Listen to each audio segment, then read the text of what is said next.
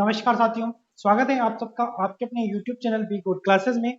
जैसा कि आप सबको पता है कि अपन संपूर्ण पूरा इलेक्ट्रिशियन थ्योरी का जो पूरा सिलेबस है उसको पूरा कंप्लीट कर रहे हैं। अपना जो चैप्टर है वह दूसरे नंबर का चैप्टर चल रहा है, जिसमें जो टूल्स है उनके बारे में अपन पढ़ रहे हैं। काफी सारे टूल्स अपन ने पढ़ लिए हैं। टूल्स की बस आज की क्लास और इसके बाद में एक और क्लास आएगी, उसके बाद में आपके जो टूल्स है ना वो सारे के सारे समाप्त हो जाएंगे। ठीक है, आज जो टूल्स है वह है आपका सोल्डरिंग औजार। देखिए, सोल्डरिंग एक महत्वपूर्ण टॉपिक है आपके, इसका पूरा एक चैप्टर भी लगता है। जब चैप्टर आएगा इसका तब अपन इसको पूरा डिटेल से समझेंगे, लेकिन अभी केवल केवल औजारों के बारे में अपन पढ़ते हैं। देखिए, सोल्डरिंग यहाँ पर जो आपके सिलेबस के अनुसार है ना वो 3 प्रकार के हैं। आपके सामने जो पहला जो सोल्डरिंग है यह इलेक्ट्रिक सोल्डरिंग है। इलेक्ट्रिक आयरन यानी कि इसमें आपको विद्युत सप्लाई देनी पड़ती है, विद्युत सप्लाई से इसको कनेक्ट करना पड़ता है। जब इसको विद्युत सप्लाई से कनेक्ट करोगे तो इसके अंदर क्या होता है, यहाँ पर एक नाइक्रोम धातु होती है। क्या होती है? नाइक्रोम होती है। जो नाइक्रोम होती है ना, नाइक्रोम में जैसे विद्युत सप्लाई जाती है तो वह क्या हो जाती है, गर्म होने लगती है। गर्म होगी तो यहाँ पर जो तांबे की बिट है, किसकी बिट है? तांबे की। जो यहाँ पर तांबे की बिट है वह क्या होने लग जाती है, गर्म होने लग जाती है। जैसे यह गर्म होगी तो ये जो सोल्डरिंग है, ये क्या है? सोल्डरिंग। इसको सोल्डरिंग कहते हैं और इसको कहते हैं अपन आयरन। इसको क्या कहते हैं अपन? आयरन। तो ये जो सोल्डरिंग है, ये सोल्डरिंग क्या करते हैं अपन, जॉब पर लगाकर इसको यहाँ पर लगाते हैं, यह पिघलता है। और जिस चीज को भी अपन को जोड़ना है, जिस चीज को भी अपन को क्या करना है, जोड़ना है, तो वहां पर उसको पिघलाकर जोड़ दिया जाता है। आई बात समझ में? तो यह क्या करता है, जोड़ने के काम आता है। देखिए, सोल्डरिंग का वैसे कार्य क्या है? सोल्डरिंग का कार्य क्या है कि जो जोड़ होते हैं ना, तो जोड़ को मजबूती प्रदान करने के लिए, मजबूती प्रदान करने के लिए आपने मान लीजिए दो तारों को ऐसे ही मेल दिया। दो तार हैं उनको ऐसे मेल दिया। मेलने के बाद उनको क्या है कि स्पार्किंग होगा, वहां पर वो ढीले हो जाएंगे तो स्पार्किंग होगा। तो उनको मजबूत करने के लिए अपन क्या करते हैं, उन पर सोल्डरिंग लगा देते हैं ताकि वो मजबूत हो जाता है। ठीक है। या अपन क्या करते हैं कि जब कहीं पर दो तारों को या किसी टर्मिनल पर किसी तार को जोड़ना हो, जैसे कि टर्मिनल है, इस पर किसी तार को जोड़ना है, तो अपन क्या कर देंगे, इसको टाका लगा देंगे। आपने देखे होगा बहुत सारे इलेक्ट्रॉनिक्स दुकान वाले टाका लगाते हैं, तो वहां पर इस सोल्डरिंग का प्रयोग करते हैं। ठीक है, तो यह वही सोल्डरिंग है। यहाँ पर उनके पास एक यहाँ पर एक ले होता है। ले यानी कि फ्लक्स, इसको क्या कहते हैं अपन? फ्लक्स कहते हैं। हिंदी में क्या कहते हैं इसको? तो प्रवाह कहते हैं। ठीक है, इसको क्या कहते हैं? ऑक्सीकरण को रोकने के लिए इसका प्रयोग करते हैं। ठीक है, तो आप ध्यान रखना, जो अपना सिलेबस के अनुसार जो अपन चैप्टर पढ़ रहे हैं उसके अकॉर्डिंग अपन को टूल्स के बारे में पढ़ना है। तो टूल्स क्या है? यह है इलेक्ट्रिक आयरन है। इलेक्ट्रिक आयरन जिसमें एक नाइक्रोम का तो क्या होता है, तार होता है इसके अंदर, और यह तांबे की ये क्या होती है, बिट होती है। और यहाँ पर इसको विद्युत सप्लाई दी जाती है जिससे ये क्या होता है, गर्म होता है। ठीक है, ये मार्केट में आपको अलग अलग वाट्स में मिलेंगे। अलग अलग वाट्स में कैसे? तो अलग अलग वाट्स में कैसे मिलते हैं, तो ये 65 वाट्स में मिल सकता है, 65 वाट का भी मिलता है, 40 वाट का भी मिलता है। ठीक है, बहुत सारे अलग अलग वाट्स के होते हैं, 100 वाट का मिलता है ना। अलग अलग कार्य के लिए अलग अलग वाट्स का प्रयोग किया जाता है। अलग अलग वाट्स के लिए यानी कि अलग अलग क्षमताओं के लिए अलग अलग आयरनों का प्रयोग किया जाता है। ठीक है ना। नेक्स्ट क्वेश्चन, सॉरी नेक्स्ट, देखिए दूसरे वाला जो यहाँ पर ये चित्र है, उसको देखिए, यह होता है कॉपर बिट सोल्डरिंग आयरन। ये कौन सा आयरन है? तो यह कॉपर बिट सोल्डरिंग आयरन है। इसमें विद्युत सप्लाई की जरूरत नहीं होती, यह विद्युत रहित होता है। विद्युत क्या होता है इसमें? रहित होता है। रहित का मतलब विद्युत रहित होता है, इसमें विद्युत की कोई सप्लाई देने की जरूरत नहीं है। इसको डायरेक्टली आप क्या करोगे कि जो आग होती है ना, या कोयला होता है, उसको उसमें आग लगाओगे, कोयले में, कोयले को जलाओगे, जो उसके अंगारे रहेंगे, अंगार रहेंगे, उसमें इसको रख देंगे, रखेंगे। इसको क्या किया जाएगा, गर्म किया जाएगा। गर्म करेंगे, जब ये गर्म हो जाता है अच्छे से, तो इसको जो सोल्डरिंग आता है ना, जो सोल्डरिंग आता है उस पर इसको डाला जाता है, वो पिघलेगा। और जहां पर लगाना है अपन को, जहां जिस जोड़ को गर्म करना है और उस पर सोल्डरिंग डालना है, वहां पर इसको टच करके उसको गर्म करके फिर क्या किया जाता है कि वहां पर सोल्डरिंग डाल देंगे तो पिघल जाएगा, पिघल के वहां पर वापस से हटा लेते हैं, तो ठंडा होगा तो वहीं पर ही जम जाएगा। समझे नहीं? मैं समझाता हूँ। देखिए, जैसे कि मान लीजिए दो जोड़ों को अपन को क्या करना है, सोल्डरिंग करना है। सोल्डरिंग करना है, इसको गर्म किया अपन ने अच्छे से भट्टी पर, किया, आग में ऐसे गर्म कर दिया। गर्म करने के बाद में इसको यहाँ पर टच करेंगे। टच करने के बाद में जो सोल्डरिंग रहेगा, उस सोल्डरिंग को क्या करेंगे, इसके ऊपर यहाँ पर टच करेंगे, तो ये गर्म की वजह से वो क्या हो जाएगा, सोल्डरिंग पिघलेगा। पिघलेगा तो यहाँ पर वो पानी जैसा हो जाएगा, पानी जैसा यहाँ पर पूरा इसके अंदर चला जाएगा। फिर इसको हटा लेंगे। हटाने के बाद ये जैसे ठंडा होगा तो क्या हो जाएगा, वहां पर जम जाएगा। जमते वो क्या हो जाएगा, जोड़ मजबूत हो जाएगा। आगे बात समझ में। तो इस तरीके से इसका प्रयोग किया जाता है। आखिरी में आपके पास यहाँ पर तीसरे नंबर का है, ये क्या होता है कि ये करछी बोलते हैं इसको, लेड हेल्प इसको इंग्लिश में कहते हैं। इसमें क्या किया जाता है कि इसको, इसके अंदर क्या भरा जाता है, सोल्डरिंग भरा जाता है। क्या भरा जाता है, सोल्डरिंग। जब इसके अंदर सोल्डरिंग भरेंगे तो इसको रखेंगे जो भट्टी होगी ना, भट्टी, भट्टी के ऊपर रखेंगे और नीचे आग लगाएंगे। आग लगाएंगे तो ये गर्म होगा, गर्म होगा तो इसके अंदर जो भी है ना वो पिघल जाएगा, पिघलेगा। फिर उसके बाद में जो जोड़ है, जैसे कि दो तारों का ये जोड़ है, ये जोड़ किया गया है। ये जोड़ पे क्या करेंगे, ये जो चम्मच है ना, इससे इसको, जैसे कि सब्जी लेते हैं ना, उसी तरीके से इसको लेंगे और इसके ऊपर ढोड़ देंगे। इसके ऊपर डालेंगे तो वो इसके अंदर चला जाएगा। जाने के बाद में फिर ठंडा हुआ ऑटोमेटिक, और ये क्या हो जाता है, जम जाता है। तो इस तरीके से इसका प्रयोग किया जाता है। तो ये सोल्डरिंग के तीनों प्रकार मैंने आपको बता दिए। देखिए अब समझते हैं अपन आपके जो स्पेनर है उनके बारे में। जितने भी आपके सिलेबस के अकॉर्डिंग स्पेनर्स हैं, उन तमाम स्पिनर्स को अपन समझने वाले हैं। देखिए स्पिनर्स यानी कि वह स्पिनर्स होते हैं जो नट बोल्टों को खोलने के लिए या कसने के लिए काम में लिया जाता है। स्पिनर किसके लिए काम में लेते हैं, तो नट बोल्ट को खोलने व कसने के लिए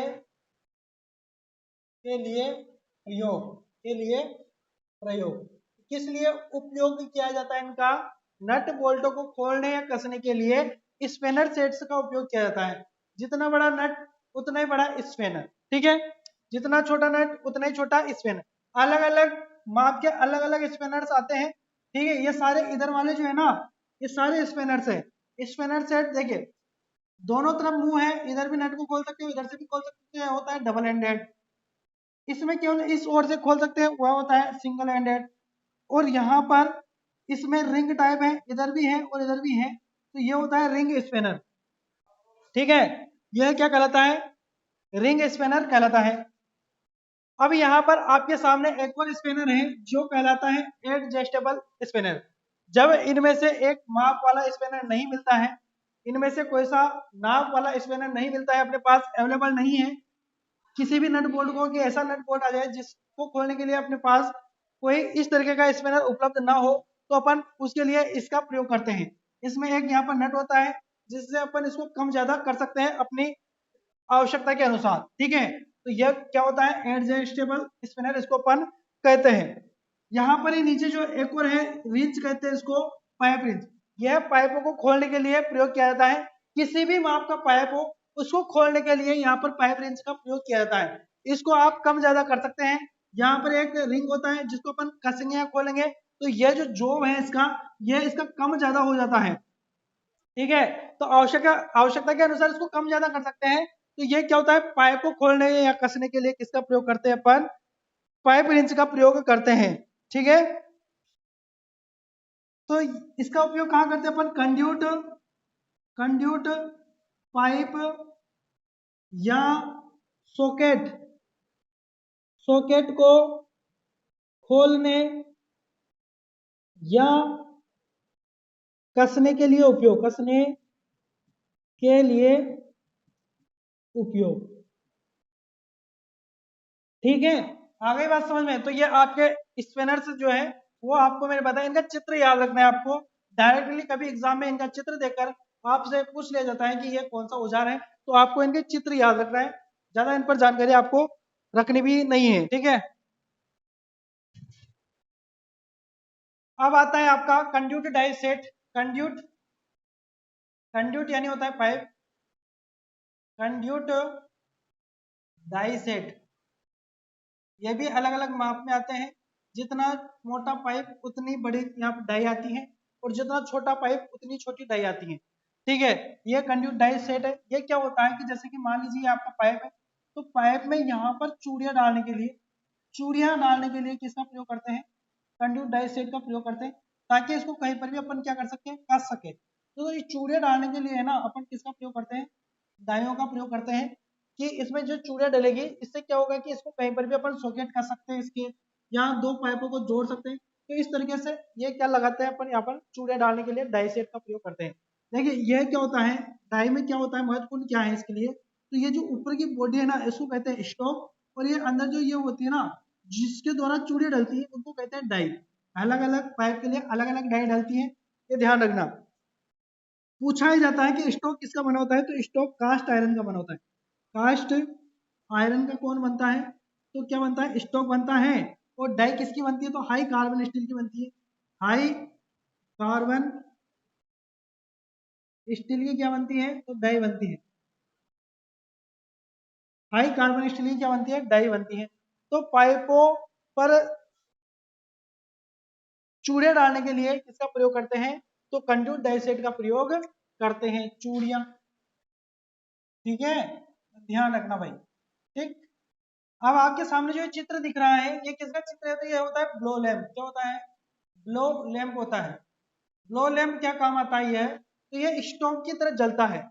ये क्या होता है, स्टोव की तरह जलता है। जब ये जलेगा तो इसमें क्या करते हैं कि वो आयरन बिट जो मैंने आपको बताया था, उस आयरन बिट को गर्म किया जाता है। आयरन बिट को गर्म करने के लिए इसका प्रयोग किया जाता है।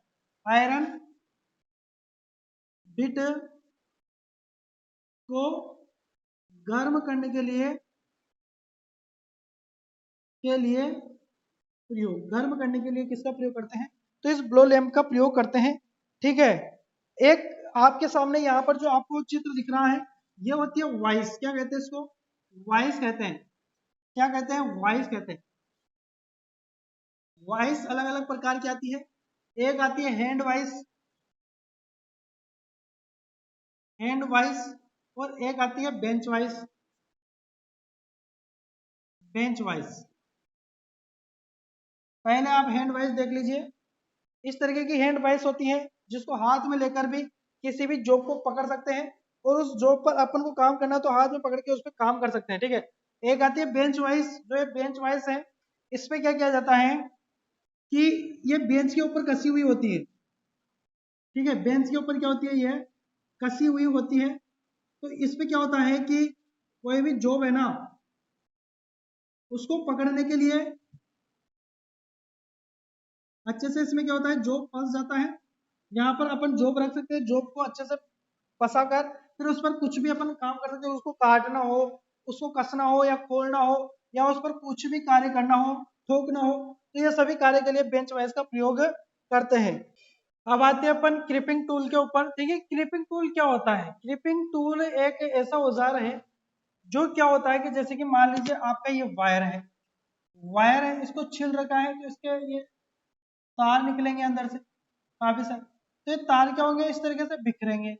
जब आप इसको कहीं पर भी लगाओगे, कैसे भी टर्मिनल, जैसे कि ये इस तरीके से नट वाला टर्मिनल है, इस पर आपको क्या करना है, कसना है इसको। तो जैसे कसोगे तो इसको आटिया लगाओगे आप, इस तरीके से मेड़ोगे, तो ये क्या होगा, स्पार्किंग होगा। ढीला होगा ना तो स्पार्किंग होगा। तो यहाँ पर अपन क्या कर देंगे, एक लग लगाएंगे। क्या करेंगे, लग लगाएंगे। क्या करेंगे, लग लगाएंगे। इस तरीके से, इस तरीके के लग लगाए जाते हैं। तो इसमें क्या करते हैं, जैसे कि नट है ना तो इसके अंदर इसको इस तरीके से फंसा देते हैं। ये लग इस तरीके से काम करता है। ठीक है, इस तरीके से काम करता है। तो लग लगाने के लिए किसका प्रयोग करते हैं अपन, क्लिपिंग टूल का प्रयोग करते हैं। लग या टर्मिनल लगाने के लिए, लगाने के लिए प्रयोग। आप चित्र में देख लो, इस तरीके का ये दिखता है। क्लिपिंग टूल इस तरीके का दिखता है, प्लायर्स के समान होता है। लेकिन क्वेश्चन आपसे यही पूछा जाएगा कि लग लगाने के लिए किसका प्रयोग किया जाता है, तो ये क्लिपिंग टूल्स का प्रयोग किया जाता है। ठीक है ना, इससे ज्यादा आपसे कुछ नहीं पूछेंगे। अब आता है आपका वायर स्ट्रिपर। क्या आता है, वायर स्ट्रिपर। देखिए वायर स्ट्रिपर है ना, इससे आप ये याद रखो कि इंसुलेशन लेशन इंसुलेशन हटाने के लिए इंसुलेशन हटाने के लिए इसका प्रयोग करते हैं, किसका प्रयोग करते हैं, वायर स्ट्रिपर का प्रयोग करते हैं। इसमें भी आपको ज्यादा कुछ भी याद नहीं रखना, इंसुलेशन को छीलने या हटाने के लिए वायर स्ट्रिपर का प्रयोग किया जाता है, ठीक है। स्निप क्या होती है, ये कैंची के समान होती है, कैंची के समान, ध्यान रखना, कैंची के समान कौन होती है, स्निप होती है। स्निप जो है ना वह कैंची के समान होती है। अब देखिए कैंची क्या होती है, कपड़ा काटने, कागज काटने के लिए काम में लेते हैं, लेकिन स्निप जो है ना यह चद्दर, धात्विक चद्दर, धात्विक चद्दर या प्लास्टिक की सीट, की सीट, जो कठोर वस्तुएं होती है, कठोर चद्दर होते हैं, कठोर परतें होती हैं, उनको काटने के लिए किसका प्रयोग करते हैं अपन, स्निप का प्रयोग करते हैं। होती कैंची के समान है, लेकिन जैसे कि वाइंडिंग के तारों, है ना, वाइंडिंग के जो तार होते हैं उनको काटने के लिए, माइका सीट या कठोर इंसुलेशन सीट आदि को काटने के लिए किसका प्रयोग करते हैं अपन, तो स्निप का प्रयोग करते हैं, ये ध्यान रखना, ठीक है। तो ये स्निप के बारे में भी हो चुका है। अब आपके सामने देखिए पाइप कटर आया है। पाइप कटर कैसा होता है, तो देखिए पाइप कटर को आप देख पा रहे होंगे आपके चित्र में, ये होता है पाइप कटर। इससे क्या काटते हैं अपन, पाइप काटते हैं। पाइपों को काटने के लिए किसका प्रयोग करते हैं, पाइप कटर का प्रयोग करते हैं।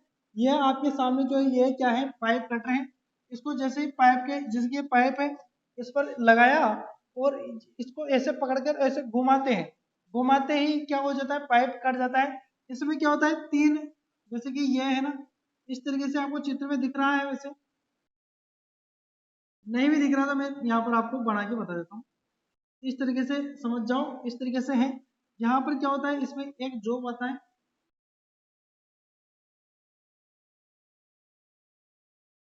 ठीक है ना, और यहाँ पर इस तरीके से ये हैंडल होता है, यहाँ पर ये स्क्रू के टाइप होता है ना।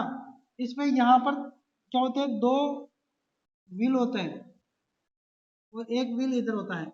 इन दोनों के बीच में ये तीखे होते हैं बहुत। यहाँ पर क्या रखते हैं, पाइप को रखा जाता है, तो जैसे पाइप को रखेंगे, इसको घुमाएंगे ना, तो पाइप क्या हो जाता है, कट जाता है। तो इसमें क्या होता है कि तीन कटिंग ब्लेड होती है, एक, दो और एक, ये तीन कटिंग ब्लेड। कौन सी ब्लेड होती है, कटिंग ब्लेड, तीन कटिंग ब्लेड होती है इसके अंदर, है ना, तीन कटिंग ब्लेड होती है।